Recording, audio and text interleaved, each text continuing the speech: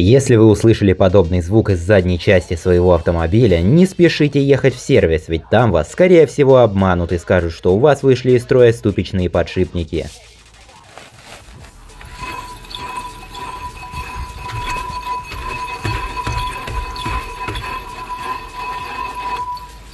На деле же проблема до смешного проста. Если у вас сзади стоят барабанные тормоза, то когда их отливают из алюминия в форму на заводе-изготовителе, остается маленький легко отслаиваемый ободок. И именно он под действием воды и реагентов начинает отслаиваться и попадать внутрь барабана, тем самым создавая шум во время движения.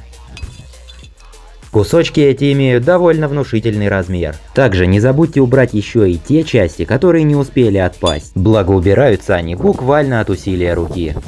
После того, как я убрал отколовшиеся кусочки и собрал все обратно, проблема ушла сама собой, и в салоне наступила вновь приятная тишина. Чтобы не быть голословным, давайте еще раз послушаем, как это звучало до,